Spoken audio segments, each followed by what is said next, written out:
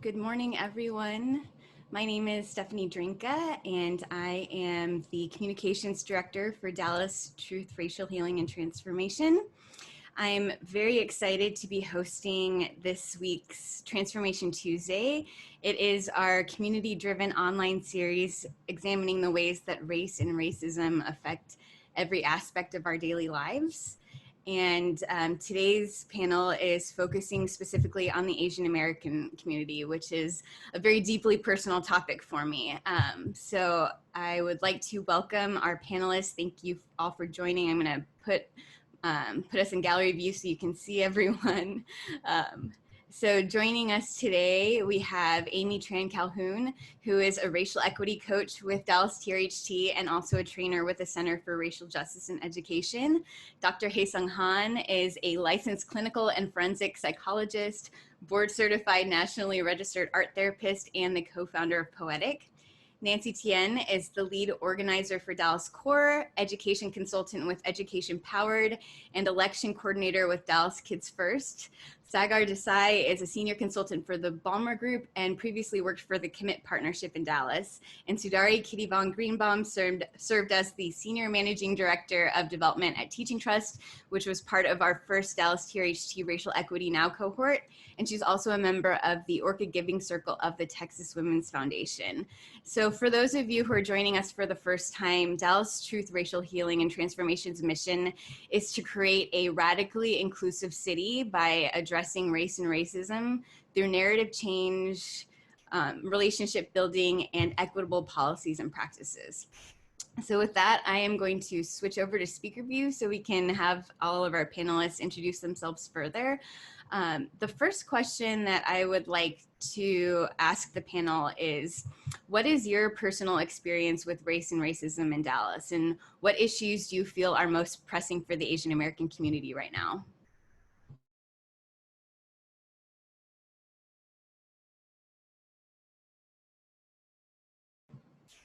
Okay, we're gonna go alphabetical order. Amy, can you jump in first? Sure. Gosh, what lighthearted question, Stephanie. So hi, everyone. I'm Amy Tran-Calhoun, and I identify as a Southeast Asian Vietnamese American woman. And I am the daughter of Vietnamese refugees. And so I carry my identity, specifically my racial identity, everywhere I go in my personal and professional life. In Dallas specifically, I've been here for about 7 years. And I previously was born and raised in California. I went to school at UC Berkeley.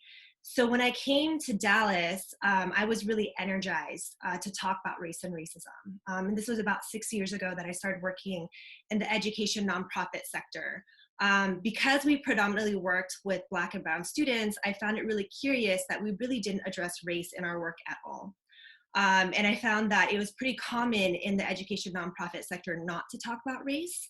And because it's so deeply personal to me and my lived experience, and because I know that racial justice is so important in our work in the education sector, I started to have those conversations at my workplace. And so alongside other collective initiatives in the community, including Dallas Faces Race back then, the Center for Racial Justice and Education, and now with Dallas TRHT, I've really been working groups to then integrate conversations about race and racism within our work. In the past 6 years, I was working at Education Opens Doors, a nonprofit that partners with middle schools and high schools to teach students about college. And it was through that organization that I really was able to help integrate racial equity education as well as application into the core of our work. And now what I do, as Stephanie mentioned, is I do racial equity coaching, consultation, and training. So that's just a little bit about my background and a little bit about my experience with race and racism in Dallas. I think that in the past 6 or 7 years that I've been here, I've seen a bit of progress in terms of openness around the conversation and openness around application and the work. But I still think we have a lot to do.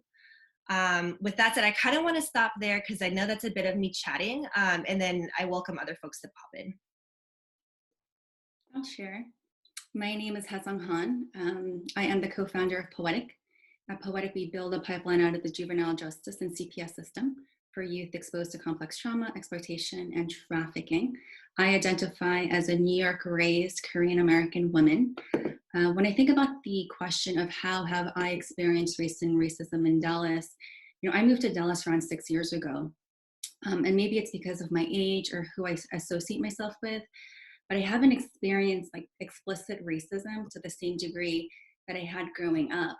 And I think it's mainly because of my choice to work in environments that are diverse. So working in Dallas County Juvenile and now at Poetic, I'm surrounded by people of color, and that's intentional. So at Poetic, 67% of our staff are women of color. 100% of our girls are girls of color. But separate from Dallas, I have experienced racism in my professional circles.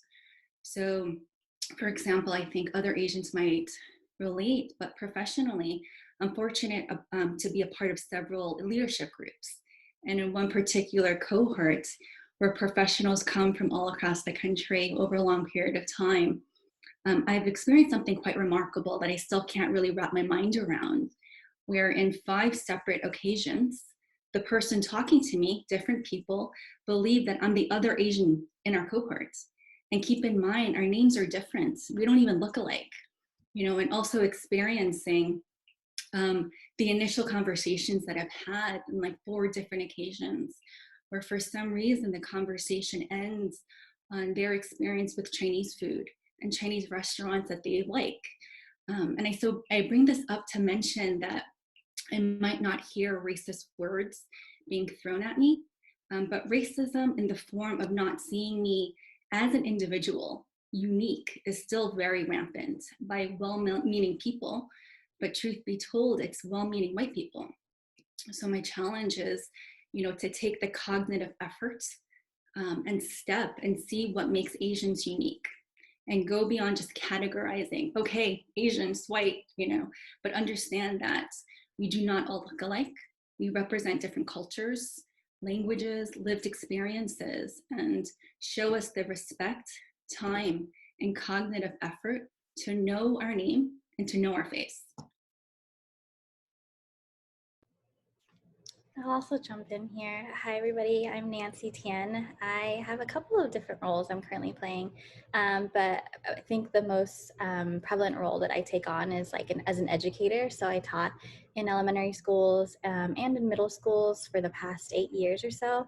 And now I'm an education consultant, and I lead and facilitate culturally responsive training for teachers. But I also have been a diversity, equity, and inclusivity facilitator for education nonprofits for the past few years.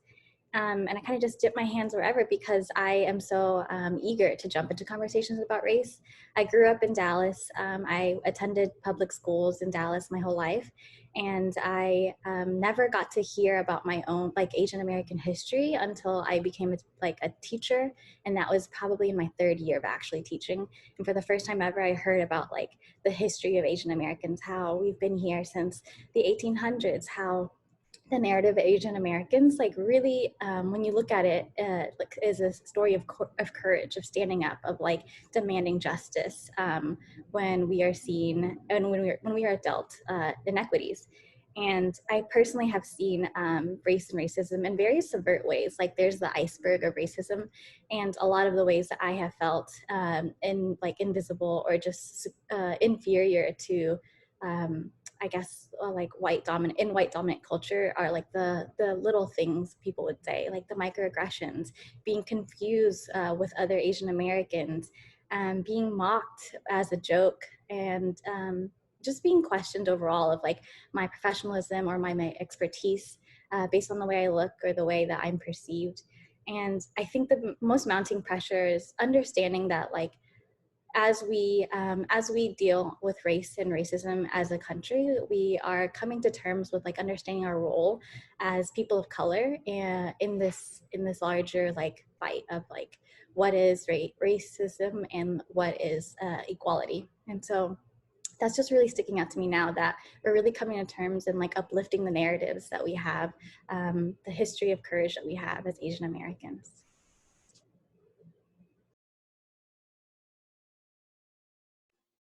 Sagar, do you want to?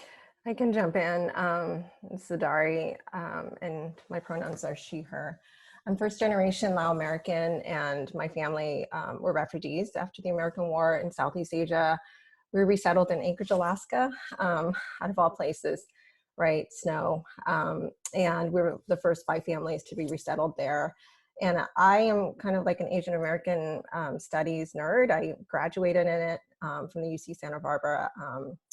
And have spent my whole career dedicated to nonprofits and philanthropy, and most recently at Teaching Trust. And I think what's important to me, we moved here 6 years ago with my family and my children, and we live in Irving, which is like the most diverse zip code in the country. And so while I'm sharing what I've experienced here in Dallas, I think I've also had the privilege of working and living in cities like Chicago, LA, mostly on the West Coast, where you see a lot of us. And what really strikes me about living in Irving is that even within our Asian American communities, like for example, there's a lot of South Asians here and very diverse in Irving. And so we're constantly learning about ourselves and what that means, right? So I just never saw myself like Nancy in any of the history. We were a blip in American history class. I remember 3 paragraphs learning about the Japanese internment during World War II. And so when you're completely erased as a child, you don't see yourself in the studies. It's very psychologically damaging, and also you just don't see yourself as part of the history. And even my own history was written for me, right? As refugees, you know, growing up, the story was that we saved you. You know, here in America, you have freedom and you have all these opportunities. And, you know, when I think about my family's history, their histories didn't start, you know, with resettlement. You know, they had, you know, thousands of years in Laos, in their own homeland, and they were pushed out of their homeland. So I think in Dallas, what is been really powerful through the Dallas Truth, Racial Healing, and Transformation program is just being able to dissect Dallas's history of racism, and not just individual racism, but institutionalized racism. And I think we have this honor also to share that with our children. It's not too early to share with our children, to give them that lens and to empower them to see the world through history, and also giving them agency to have a power to do something. So I'll stop there.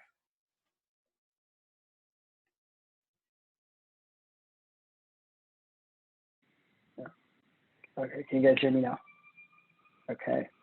Hi everyone, Sagar Desai. As Stephanie shared, before joining Bomber Group, I was with the Commit Partnership in Dallas for 7 years. So I feel like all of us on this call are kind of operating on a very similar timeline when it comes to our experiences in Dallas. And then most recently, since the last 3 months, I've been with Steve and Connie Baumer's National Foundation, really focused on investing in talent in the social sector, but specifically to make sure that we have more people from the community represented in our public institutions, elected offices, and nonprofit organizations. I think similar to what Amy said, when I moved to Dallas, I remember being in a lot of conversations where there's conversations where, you know, it's not about poverty, or it's not race, it's poverty. And it was just a constant refrain, which I think everyone kept saying over and over again. And there wasn't really, it didn't feel like there were a whole lot of people willing to take up that mantle to push back on that. I think it's been good to see some evolution over the last few years in Dallas. Also agreeing with Amy, long way to go in that. But at least now more and more people are willing to talk about race in the last a couple of years, and not feel shy about it, at least within like Texas. Although it's still a challenge in the state legislature. And I did a lot of policy work before when I was at Commit, and so that's why I named that. You know, as an Asian American, so I grew up in Houston, which is a very diverse, relative to Dallas, a little bit more of an integrated city, but even then, like, always felt otherized. You know, growing up September 11th happened when I was in high school, and so people looking at me different for being brown, and thinking what would happen, and honestly just getting stopped at airports all the time was a very, very common thing. I think more recently, it's been something that I've been battling over the last few years, where I very much identified as being Indian, and with my own culture growing up and through college and even early 20s, then moving to Dallas, noticing that a lot of that I was conveniently or inconveniently hiding, and pushing back a little bit in terms of my own cultural background, because in the spaces that tended to be very white, it did not really apply, and it wasn't really something that was accepted. So it's something over the last couple of years, especially as Commit a few years ago started its own racial equity journey, that I was having to reconnect to and realize that that was such an important part of me that I needed to be, and I wanted to be a lot more transparent about. So it was one of those situations where it wasn't obvious racism, but it was inherent in every conversation that I was having, and then I was feeling the pressure to have to kind of hold back. But I think the other part, when we're talking about being in rooms where we're talking about Black and brown kids that are being marginalized and every single day, I'd be in these conversations and they're like, well, you're not who we're talking about. And there was this kind of implicit, you're one of us approach when you're talking with a lot of kind of more white dominant power structures within Dallas and across, like, oh, we accept you. Even if it wasn't said, it was very implicit in that. And so that's been something that's really been difficult, just to be honest, and still is, to navigate about, well, I still identify as a person of color, even though my challenges are very different, and that's also just racist for you to even kind of make those kinds of assumptions. So, but I can keep going on about that. But excited to have this conversation today. Thank you all so much. I think this is a very timely week to be having this discussion, and some of us actually expressed concern about taking up space as Asian Americans with everything else going on. And I think it's so important that we understand how our history and our identities are part of this false hierarchy of human value. We are pawns sometimes, we are active players, and the more we can kind of uncover that. Dallas TRHT, our framework is rooted in narrative change. So we talked about history. Soudary and Nancy both talked about how late it was in their life that they learned our history. And then just yesterday, there was a news article that came out about a hate letter in Irving that a citizen received, threatening violence against Indian and Chinese Americans for taking IT jobs. It reminded me, one of the first things I learned when I studied Asian American studies in college was about Vincent Chin and his murder in the 1980s, because there was this threat of Japanese automakers taking jobs from Americans. And so he was beaten to death, and they said, his killers, the white men that killed him said, it's because of you mother effers that we're out of work.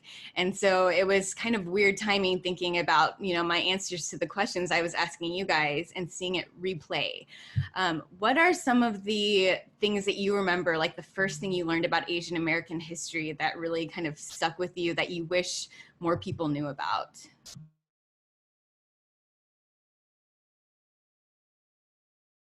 Are we still going in alphabetical order? No, please feel free to jump in. I'll just share real briefly, and then someone else can pop in.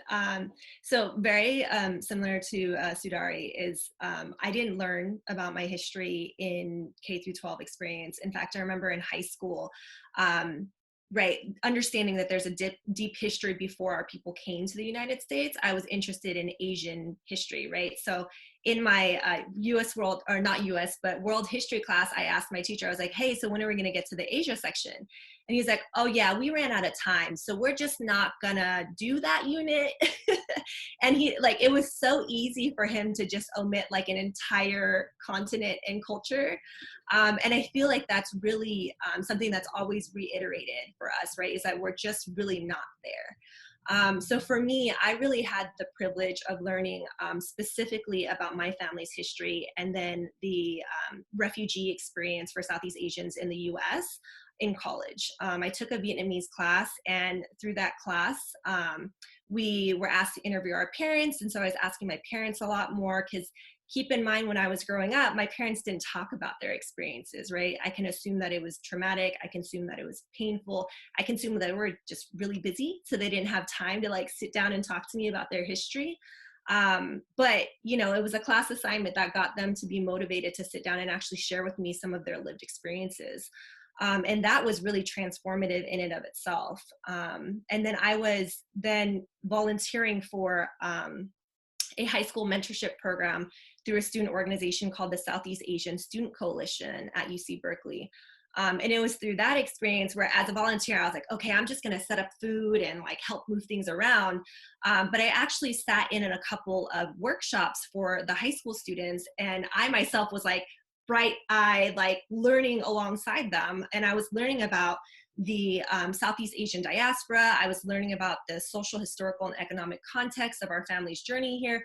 A lot of things that I never would have learned if it weren't for that particular experience. And I wasn't an ethnic studies major. I wasn't an Asian American studies major. And so I would never have learned any of that stuff if it weren't for the fact that these students organized and made it a priority to be able to teach folks of Southeast Asian descent what our background and what our history is. And so all of that was incredibly transformative and really set the stage for my passion around social justice. I can share. I can. Oh, all the S's are fighting. I think for me, culturally, I got a really good sense of my Lao American identity, just through food, through the dances, and my mother was a bilingual tutor in the school district, and so she kind of taught me how to learn to live in different worlds, right? But I think where I faced a lot of structural racism was actually in the workforce. You don't see a lot of Asian American women in philanthropy higher up. You see us a lot in the entry roles. And so there's many different experiences that I've experienced both in the corporate world and also in the nonprofit world, where just they could see me on paper. They loved the way that I was answering. And probably actually in one particular incident, they actually told me, we just can't see you in this role. And that's when I was like, oh my goodness, this is actually happening. And this happens, not just to me, but like when you look at the numbers, Asian Americans don't ever make it to management. And still, there was a recent report where we're not even seen in the boardrooms, right? So I think for me, it's really important to always understand, not letting our guard down, and really just understanding, and that's just like, it just takes so much energy to always be analyzing, like, what are people thinking, right? So it's just not being able to just do your job and do it well, but always constantly having to fight these stereotypes that has been socialized among all of us.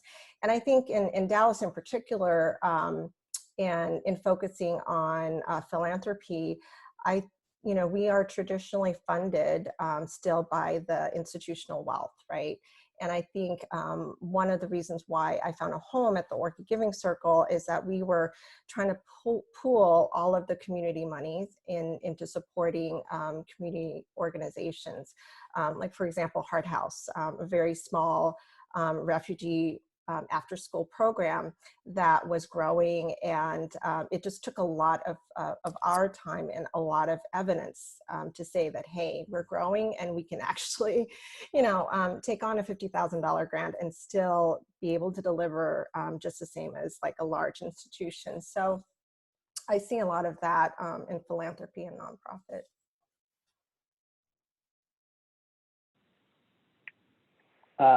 Yeah, I was thinking about this, something I probably suppressed a little bit, but growing up, like in K-12, we learned very little about Asian American history, but there were probably just a few paragraphs along the way, like in sections. It's like the things that always stood out to me is the way they talked about, like, describing Hinduism as a polytheistic religion.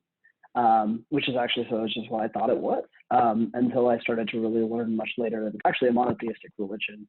And I don't have to get into the details of that, but it's a lot more complicated than the one paragraph in our, I think, world geography class or whatever it may have been had included, or even just the concept of the caste system in India, and the regressive way that they made it sound versus what it actually was. And some of that, it was just really interesting because I grew up believing that and just not really questioning it, even in early college.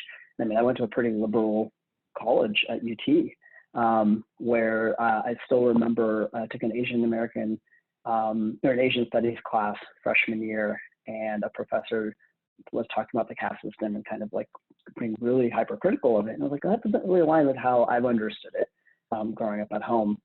It's a lot more complex and nuanced than that. And then there was actually, but I didn't feel very confident in front of a class of like 60 people to say something about it. And I didn't want to be the one Indian guy that was like fighting it. But then there was a white kid or white student that actually pushed back.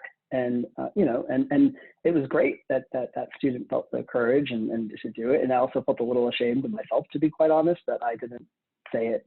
And I didn't stand up for it, but I didn't feel comfortable in a space like that. All that's to say is I had this very kind of convoluted view of especially Indian history, and also just thinking a lot about the impact that British colonialism had on India and changing how we think of that country over the last, over a 300-year span. So that started to change a lot of just how I saw how history was taught, and it took a lot of self-guided like reading and talking to people to really understand the nuance behind all of that.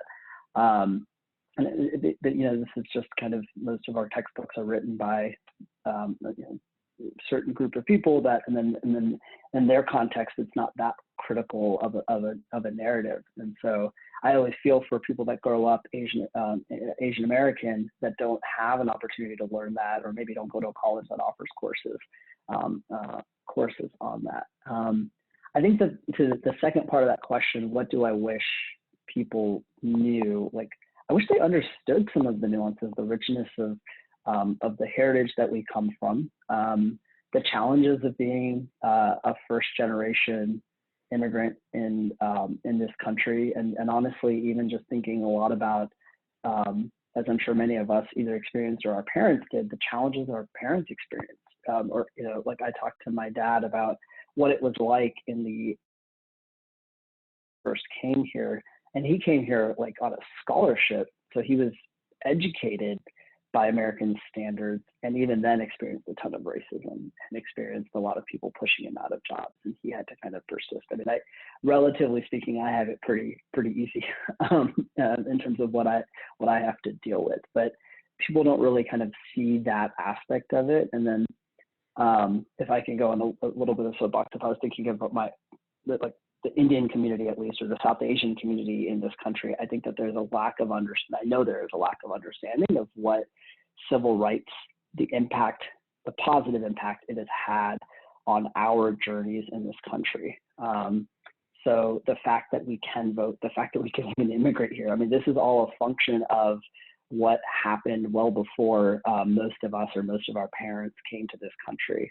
And yet we tend to ignore that when we're talking about the struggle that people like Black and Brown communities struggle with every single day. And so that's just another aspect, is how integrated our Asian American history is with Black communities and Latinx communities.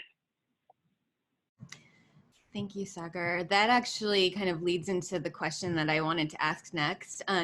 Nancy, I know you work with a lot of different intersections in your work, and there's stereotypes that are held against Asian Americans that are sometimes used to divide us from other people of color.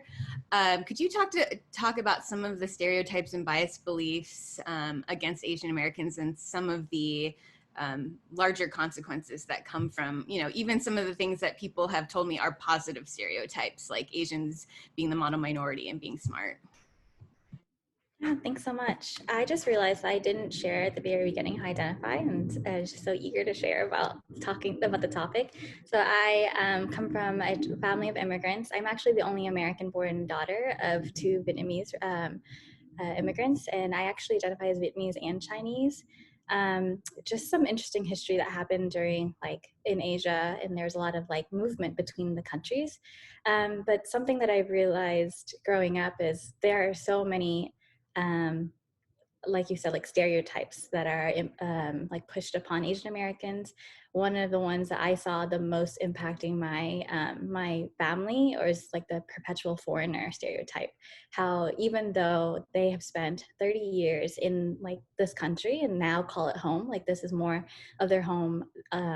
This is more of my parents and my sister's home than Vietnam would be. But they are constantly seen as not belonging. My mother gets like ignored on a daily basis, even though she is a business owner. She like has worked in this country, has worked hard, and like is a property owner, homeowner, all these things. But I watch as customers sometimes walk in and directly head towards our like staff person who identifies as a white man, and he just happens to be like her assistant. Um, and that's just so hard to see because as much as my family wants to like build a sense of belonging in this country, like others in our society kind of pushes back and wants to remind people that like this may be not your place. This is not our place as Asian Americans. And this is a very similar narrative that other communities of color, I mean, we see it now with the Black community fighting to just like have a sense of security and safety in a nation where they very much like built. And so that's something that I see that is in this larger, I guess, network of white supremacy, right? This perpetual foreigner idea and this model minority idea, those two stereotypes basically reinforce the dominance that white folks have in the United States.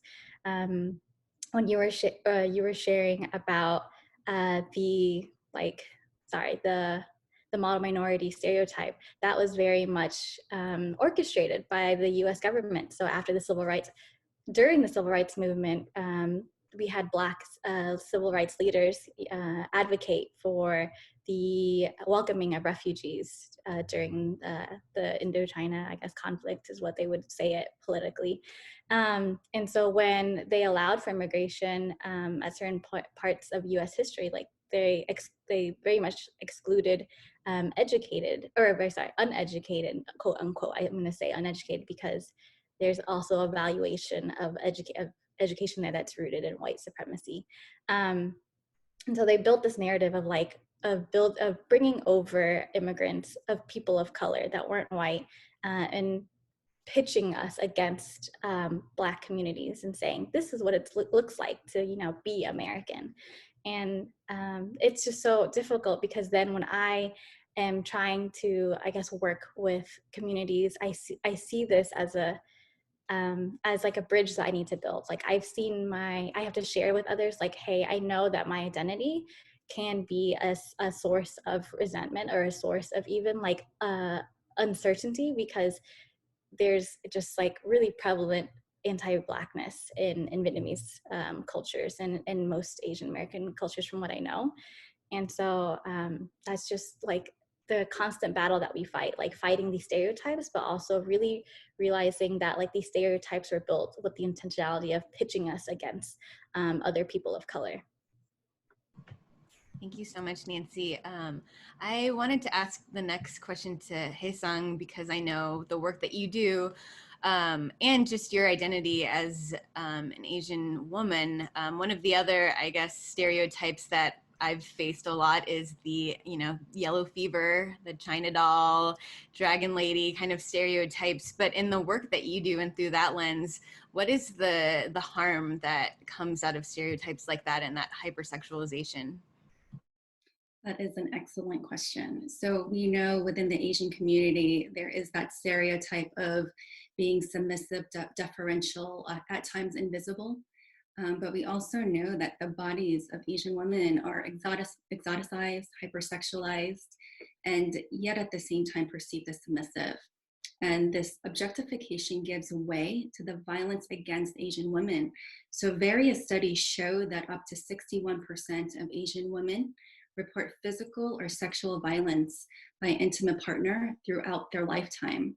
And we see that in history as well. We see the violence against Asian women even during wartime. So think back to World War II, when Japan enslaved hundreds and thousands of women across Asia to be sexually enslaved.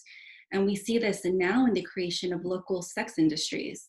Where here in Dallas, you see most often raids on illegal massage parlors that engage in labor and sex trafficking of Asian women.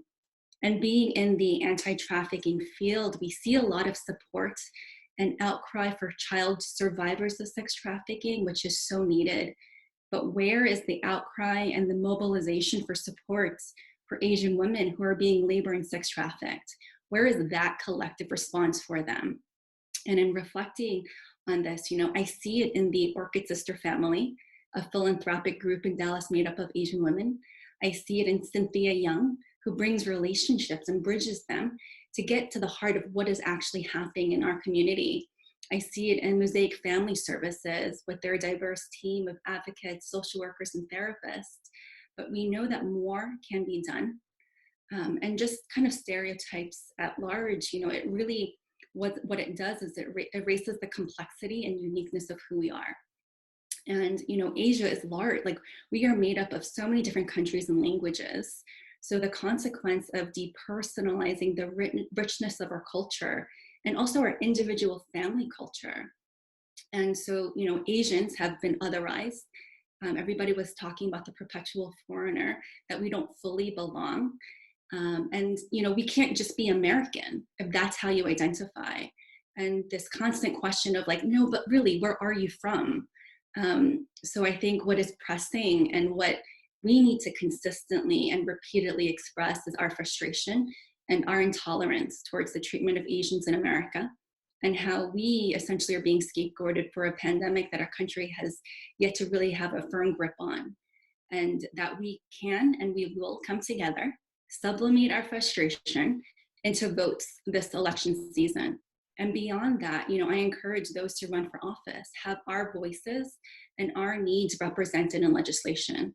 So if you're an Asian female and you're considering, please consider running for office. And if you're not yet ready to run, financially support those who are.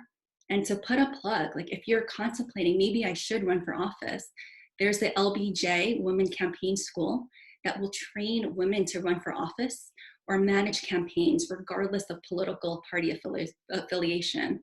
And they just kicked off their first cohorts. So, look into them and join their second class. But I think there's more that we can do. Thank you so much. I would love to hear ideas from other panelists on what can the community, the people that are listening to this panel right now, do to support anti-racism and promote racial equity and racial healing for Asian Americans.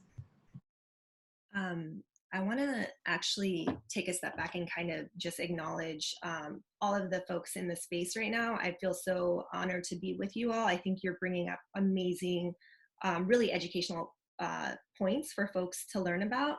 And I want to make a few connections there. And so I think like going back to the history piece, I think we each talked about not learning about our own history, but a key part of history that I think we also haven't been learned or haven't been taught about too is the role that Asian Americans have had in history in regard to participating and advocating for civil rights alongside a lot of other leaders in the country, right? So the fact that we never learned that really, I think, feeds into the stereotype that Asian Americans are really quiet, that they're submissive, that they're docile, and have and don't really have much to say, right?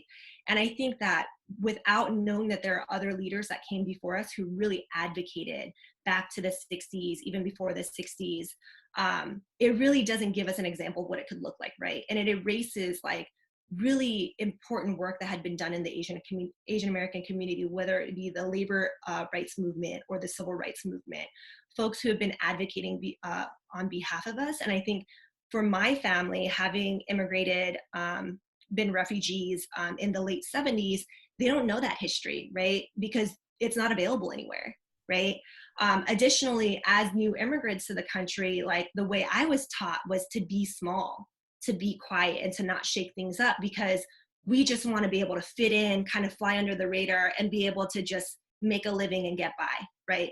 And so I think that lack of history and knowledge kind of plays into this, like, okay, because we're immigrants and we're new to this country, we just need to assimilate, and we just need to be able to survive in this space, right? And a lot of times what that comes out to be is, you know, like, don't speak up, you know, don't rock the boat.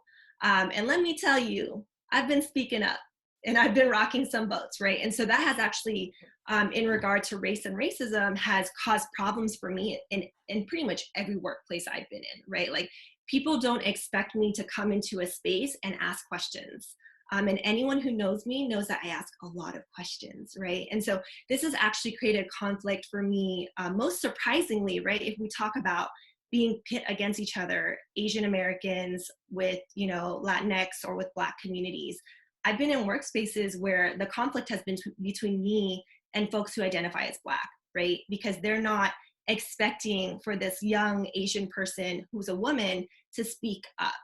And so I think I wanted to raise that point to say that, like, I think a lot of the systems of white supremacy, a lot of these stereotypes pigeonhole us into a place where it's not acceptable for us to speak up as people who identify as of Asian descent. And then when we do speak up, it becomes a problem in our workplace, right? And it becomes something that's unexpected, and becomes something that is not congruent with what people believe to be true about us. And so I wanted to name some of those things to say that, in regard to what people can be doing in the community, I think learn about history, right? Like, I think we all have a lot to learn about the history of people of color, Black folks, and indigenous folks in this country. And that includes Asian folks, right? That includes learning about our history, that includes consuming content, whether that's books or movies, podcasts, or whatever the case is, and having conversations with folks about their lived experiences.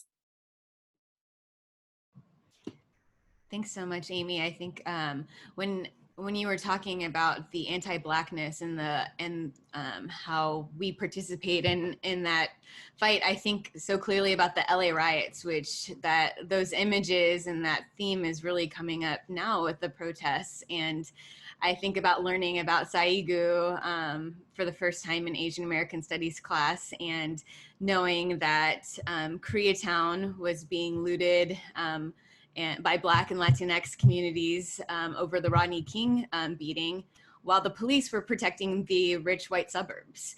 And like all of the ways that like we get caught up in white supremacy and forget that, you know, forget who the real enemy is, and it's a system, and it's not, you know, this infighting between people of color is very damaging.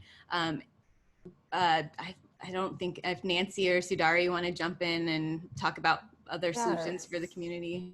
Well, I mean, I think one thing that what strikes me is that when I was learning about history in the 90s, Asian American history, it was all history. Like the civil rights movement was history, right? We were looking at it, you know, through that lens. And what's important now, especially in the wake of George Floyd's murder and the civil unrest and the protest, is that history is now. And so what struck me in thinking about the LA riots was that we just didn't exist. Like we are, you know, we've always been pitted against one another, the Asian and Black community. And when George Floyd, his murder occurred, I was just waiting for that same narrative, right? And actually, it was the day after the one family, the South Asian American family whose restaurant burned down, you know, their exact words were like, just don't worry, we will rebuild and we will recover. And I wonder if some of that happened during the LA riots as well. You know, the media really only saw and pushed one lens. And that's just been a through line of Asian American history ever since we've been here, since the 1800s, is that we just weren't complex. We had one role to play in this history that is today, And that was it. And so I think I'm really convicted in just creating our own narratives wherever we are, you know, at our workplaces, you know, as parents, as our children are going through the public education system, you know, vote. You know, I think this election is so important. Our numbers of actually voting are really low. And so I think we've got to get out the vote there. So I think that was my point. Thanks, Soudary. I do want to add on to that, like that given our history, there's this I guess this consistent narrative of like solidarity that needs to be acknowledged. Whether it was in the 60s when like when the I guess first group of Asian Americans like really like organized into a group and built a coalition with other communities of color. So like they were marching together in the Third World Liberation Front. Like that really struck me most when I was learning about Asian American history. And at the time, I was a bilingual teacher in Texas. So growing up in Dallas, I didn't see a lot of representation of myself in the schools that I went to, but I saw a lot of my like narrative or my experiences mirrored in the experiences of my Latinx friends or my Latina friends specifically. And we shared this love of like being in between worlds. Like we shared this love of like being able to flex between like what it means to be like American, quote unquote, and then like either Asian for myself or Mexican American, Panamanian American. Sorry, I think I mispronounced it, but if like one of my closest friends, her family's from Panama. And so just being able to see like this world of like navigating cultures growing up and then realizing at that time that like I felt so comfortable because there's this common thread of just like feeling like we needed to stand together to represent just the struggle of people of color in general, like that people who don't identify as white just have a much different experience within the systems that govern our lives, our everyday like successes. And when I think about my professional like career, I wish I had more people or coworkers like kind of just speak out and amplify the things that I said. I think just like Amy shared, oftentimes I find myself asking questions or raising points, and much to my surprise, people are oftentimes like surprised or they negate my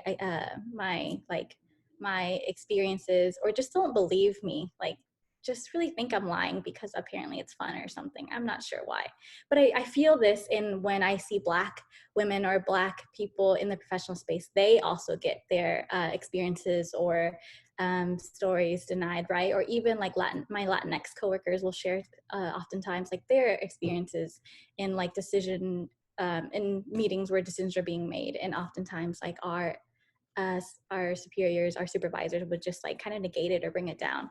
And so I wish that for myself, I had people that always amplified what I was sharing. I liked to be a co-conspirator. So whenever I heard somebody saying one thing and then it being ignored or shared, I would like to repeat it and say, hey, this person said this. Like, I think that's something that we should spend some time and really think about. But I didn't really always get that back towards me. I had a coworker that wore a kimono one day around the school and like literally like bowed to me and like just was going on about just really like ridiculous microaggressions. And to think that the other 50 people in the school also saw this coworker do the same thing and no one ever said anything, including my principal, including like my coworkers, was a difficult like pill to swallow, just thinking back at how I knew that I would stand up for others, but it wasn't so true for others to think of me. And maybe because like because like our experiences are often so overlooked in the story of like racism. We don't often like get seen as the victims of racism. We get seen as like one of them, which is what white people often say to Asians. And I think I'm just gonna stop there before I get too passionate. Thank you, Nancy. Sagar, did you have any comments on this?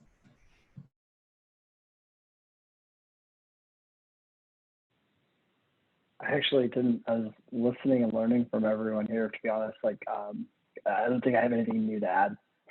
I actually have a question for you because you worked in the education space in Dallas. How do you see some of these issues that we're talking about and facing affecting the younger generation and education and, you know, kids going back to school in the middle of a pandemic that has been racialized by the president? What are some of the things that you're thinking about for the next generation? That's a good question. You know, so much of the focus has been like I'm trying to think about it in the Asian American context, which is not a space that we've really spent much time talking about, right? We think a lot more about how Black and Latinx children will not have access to, or do not have access to, resources and training and supports, right? Many middle-class families and upper middle-class families not only have access to a stable internet connection, but also are able to, you know, get tutoring in the evenings, even if they're not going to school. And that's the context that I've been thinking a lot about, and that we're trying to navigate through, is how do we create more resources for Black and Latinx children and communities, especially connected via the internet, supporting them with more teachers and educators that are well trained in virtual education, as more and more students are going to have to be learning virtually right now. Those have been the two biggest challenges that I think many of us in the education space are grappling with today. Yeah, I'm not sure from an innate, and maybe someone else has other thoughts, and especially because as Stephanie knows, I don't live in Dallas anymore now too, so I'm a little bit more distant from the challenges in Dallas. Thank you. Yeah, I know Amy has some additional information that she wanted to share about Asian Americans in the time of COVID. Yeah, so one of the things I would say is, in terms of how can we be supported as a community, I think, as we've said multiple times here, the Asian American experience is not a monolith. We make up like lots of different ethnic groups with lots of different cultural backgrounds. So for me, I think if in terms of whether or not you are part of an organization or you run an organization where you can leverage the power of data collection, I think it's incredibly important to disaggregate data within the Asian American community. And I would say probably in general, right? But I think that will help uncover what are the challenges that various communities are facing. So I've shared with Stephanie the report that was recently released in August by McKinsey around the impacts of COVID on the Asian American community. And they give us some like high level information about how the Asian American community is being impacted, but it also breaks down statistics by ethnic groups, which I think is incredibly helpful. And coming from like the Southeast Asian community itself, like I've felt many times that my experience is marginalized, right, within the Asian American context. And so knowing that information, we can then understand and look at different issues that intersect, whether it's education or economic security or immigration, or even thinking about the prison industrial complex and how that impacts Vietnamese communities and other Southeast Asian and other Asian communities. These are stories we often don't learn about or talk about unless they actually directly impact our lives, right? And so that's you know, Southeast Asians and their population in the prison system is something that I've been passionate about since college, but like literally no one in Dallas has ever talked to me about that topic, right? So I think in regard to what can be done, I think data disaggregation is really important, so that we can better understand what are the challenges that communities are facing and then begin to identify solutions that are appropriate for those communities. Thank you, Amy. Another thing that before we get too far into our time, I really wanted to go back to this idea of allyship, and Nancy had mentioned back in the 60s with the Third World Liberation Front, and most of us wouldn't have even learned Asian American studies had that coalition not been formed and fought for ethnic studies across the campuses. What can we as the Asian American community and leaders in Dallas do to support racial equity and anti-racism as a whole in the city?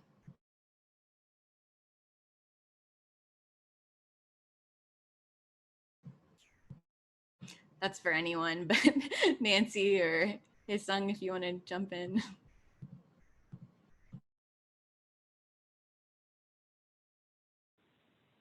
Man, I think I'll say a couple of short things, like because I think that's come up in the answers already. Like one is understanding our shared history in this, that it's not like the Asian American story. I mean, there are differences, but the Asian American story has some parallels and some lessons to have with the histories of our Black brothers and sisters and our Latinx brothers and sisters. And I think that that is step one for many of us, and something that I'm still, quite honestly, trying to learn more about, because we don't, it's not taught to us.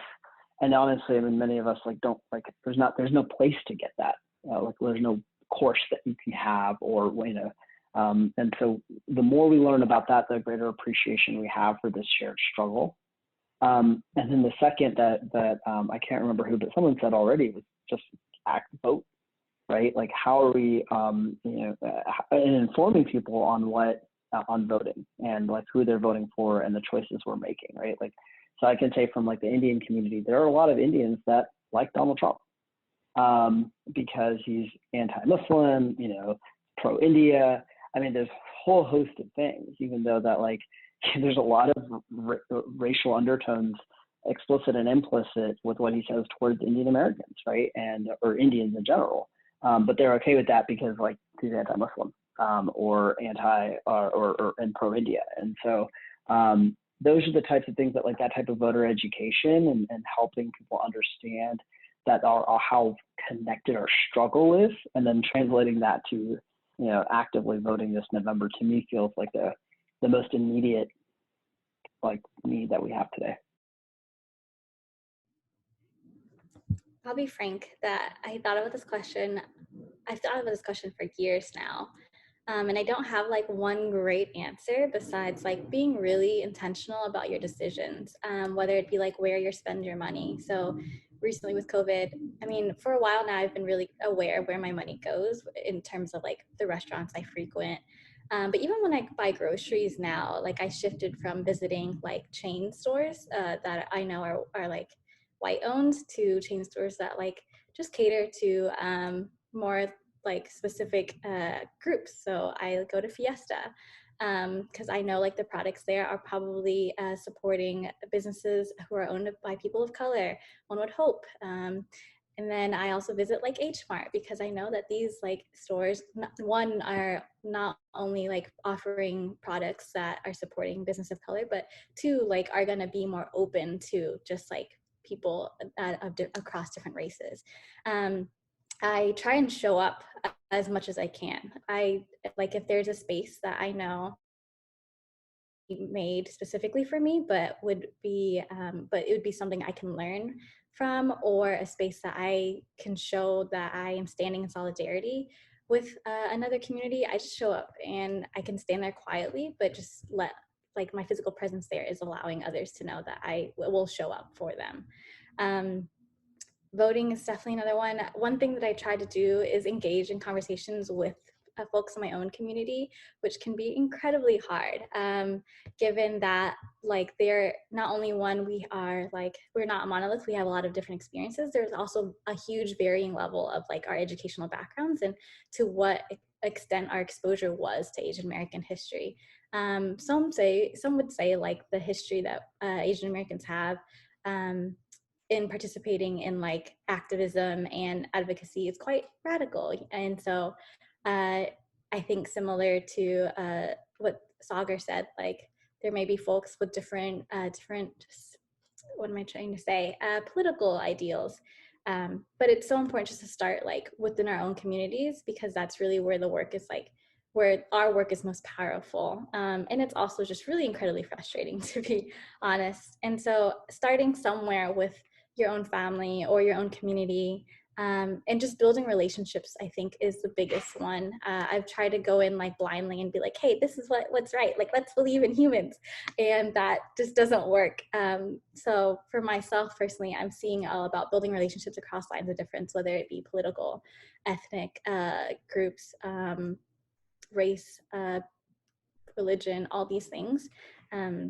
to try and expand like my knowledge of others and also impart like the stories and lessons I've learned from Asian American history onto others, so that we can all stand together against like the system that works against us, which is white supremacy.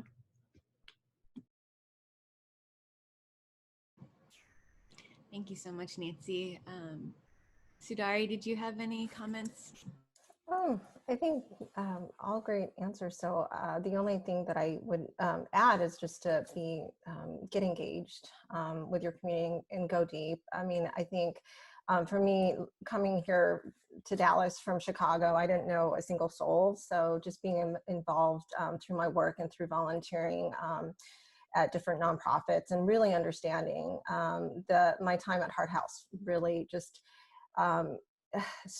it was like I came here as a refugee, and it was in the early 80s, and this is still happening. Like the US policy on refugees, who we resettle, how many we resettle, the types of support they get, like the families in Vickery Meadow still do not have the same access to education. They're living in high concentrations of poverty, and Vickery Meadow has been this way since the 80s, right? So just being humble and understanding the communities that are here and continuing to provide not charity, but really get engaged with the community and just learn myself. So that would be my only added recommendation. Thanks. So it's actually, I think, the first day that people can start scheduling their donations for North Texas Giving Day. So I know a lot of you represent different nonprofits, and kind of as a final closing, I guess, question is, what resources are out there in the community? Heart House, you mentioned. What are some organizations that we need to be supporting? Your own, if you can give us some more information, but definitely on the verge of North Texas Giving Day, how can people contribute?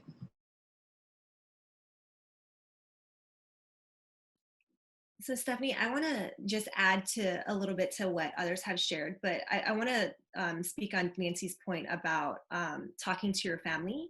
So I've been organizing since college, and pretty early into my early 20s, I was like doing get out the vote for a midterm election. And then, y'all, I'm gonna go ahead and put it out there. I'm liberal, okay? Like I am definitely on the more progressive side. And so, y'all, when I found out that my parents were voting very conservative, I was like, oh, wow. I've been out here in these streets getting people to vote, but I have not talked to my own family, right? And so I think that's the same thing when we talk about race and racism. It's a very tough conversation. And for me specifically, Vietnamese is my first language, but I'm probably like a second or third grade level. And so having these conversations about complex social issues with my family is really challenging. But I continue to try to do it because it's so personal and it's so relevant in my daily life. And it's important for me to share with them what I care about. And it's important for me to, for us to know who we are, right? So one resource that was really helpful for me as a person who speaks an Asian language is to draw on the work of other organizers who have translated the letters for Black Lives in over 20 other languages. And so I use that as a tool to write a letter to my mom. I looked up the words I didn't understand, and then I use that as a launch pad to have a conversation with her. And so I want to echo what Nancy said. It's like really hard. It's very emotionally taxing, but for me, because this work is so personal, like I can't live my values if I'm not really addressing it where the people I love the most are, right? So I'll also offer that link to Stephanie. And then I want to do a quick plug. So I worked with Education Opens Doors for about 6 years, so I'm going to plug them for the great work that they do. But I'm also currently specifically fundraising for a small mentorship program in Oak Cliff called the Leadership Forward Mentoring Program. Very small organization, could definitely use your support. And you know, it's going to be all over my Instagram and Facebook and stuff. So if folks follow me, you'll get the information for that. Thank you.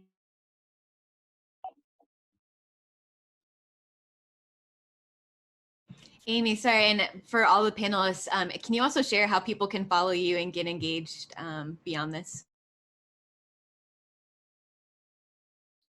So personally, for all of my socials, Instagram, LinkedIn, Twitter, it's going to be Amy Tran-Calhoun. no hyphen. And then you can find me on Facebook at the same place.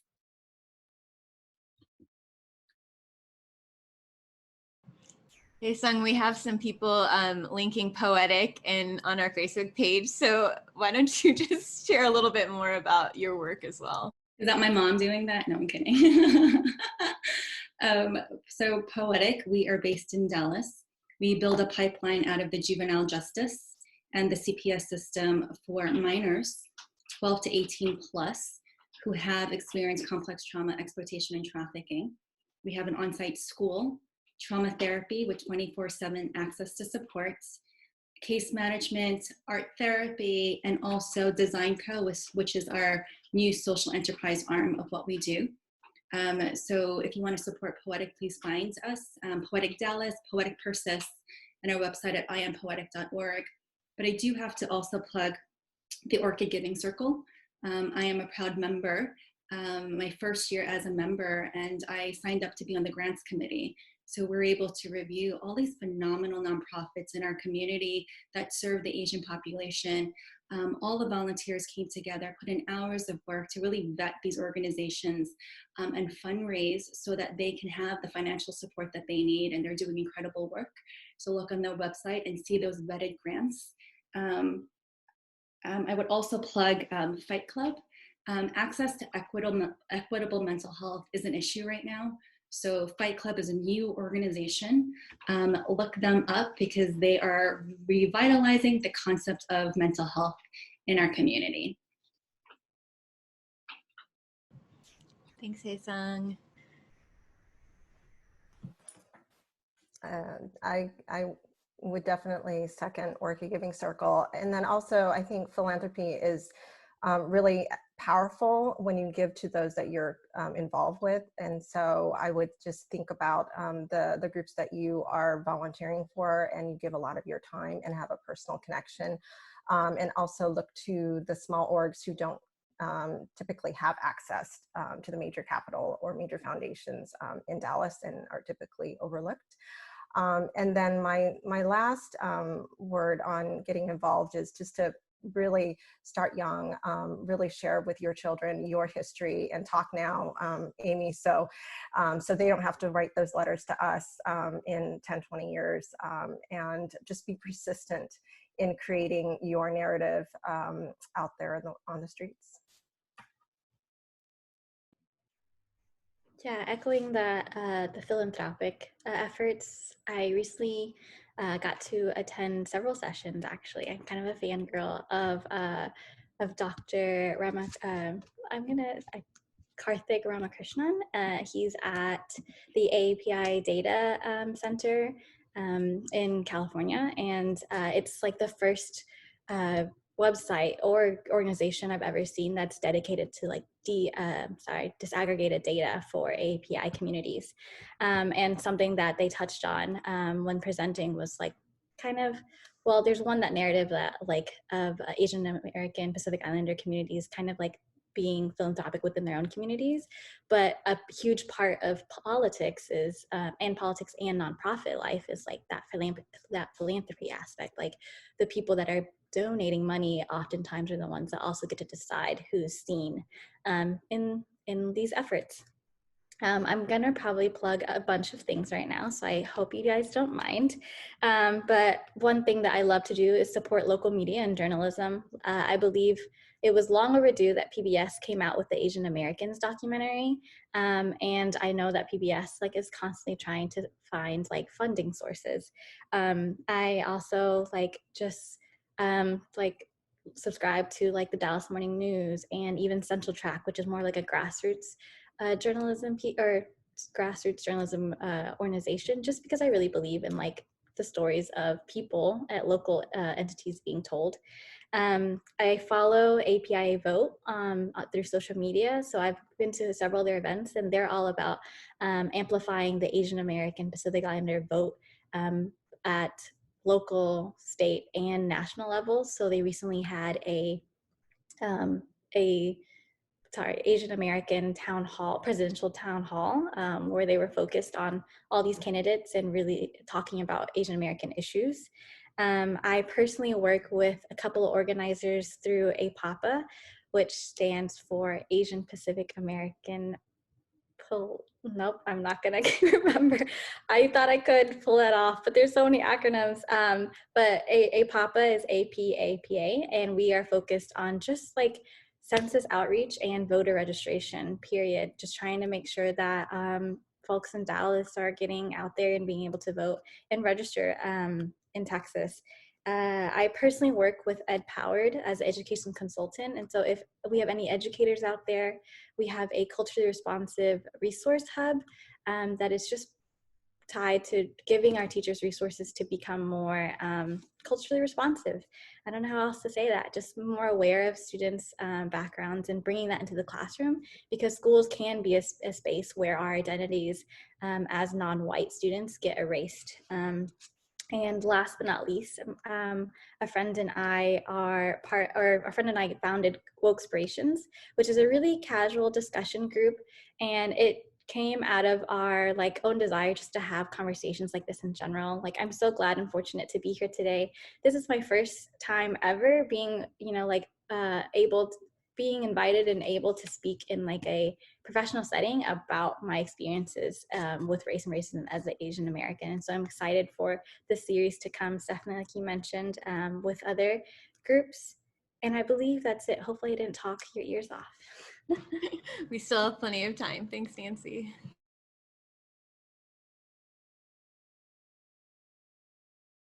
All right.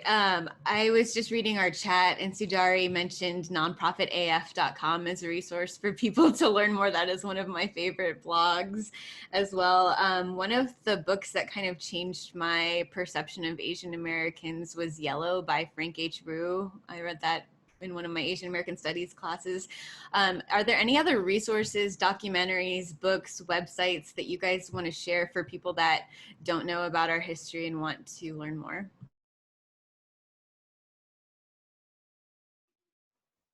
Definitely. In the chat, I just put a link to Little Louse on the Prairie.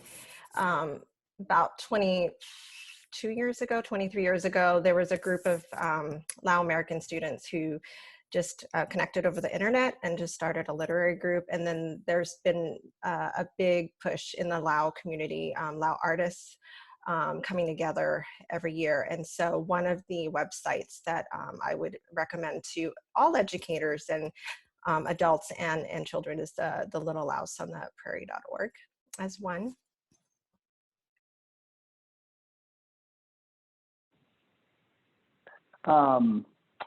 It's a little bit of a tangent, but I always believe in the power of personal story. And if you've ever heard of the website, The First Days Project, and they basically, it's immigrants' first few days in America and their experiences here. I think they have over 500 stories of people from all over the world when they immigrated to America. I think it's really powerful. There's just great stories that you can understand what people's experiences were coming to America, and some more positive in those first few days than others. But I think it's a helpful just way for us to understand how connected our. I think on that note, I'm not sure, Sagar, if this is different, but Apple also has a short series called Little America, and they're short stories about different immigrant experiences. It's done very well. So if y'all like to watch things like I do, I really recommend that. I also, at my core, am an organizer. And so for me, I think stories about Asian American organizers are really important. And so one book and author I'll name is Helen Zia. There's a book, Asian American Dreams. And so I'd recommend that for folks as well who are interested in more movement content. I also, in the chat, slacked a webinar link. There was a podcast in May about Asian and Black solidarity, and one of my former professors was on there, Dr. Diane Fujino. She actually wrote about Yuri Kochiyama and spent a lot of time with her. So that is a really great podcast.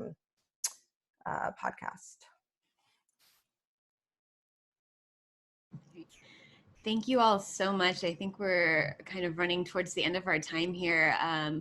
Wanted to thank you all for joining and sharing your stories. And as Nancy mentioned, this is just the beginning of these conversations. I think we're only in our third event of the series, and we have really no limitations since everyone is virtual these days. So if you can, if anyone watching has some ideas on other topics you want us to cover, please email us at info@dallastrht.org. We want to make sure that we are not forgetting communities or any type of intersections or issues that are happening. And, you know, it's Transformation Tuesday. We can do this every Tuesday if we want, and if people are willing to speak. And for anyone that is new to Dallas Truth, Racial Healing, and Transformation, our website is dallastrht.org. We are at DallasTRHT on all social media channels as well. We will be leaving this recording up on Facebook and also sharing it on our website and YouTube channel afterwards. So I'll go ahead and close it out there. Thank you all again so much, and stay well, everyone. And I look forward to continuing these conversations offline, online, and for indefinitely. Thank you all.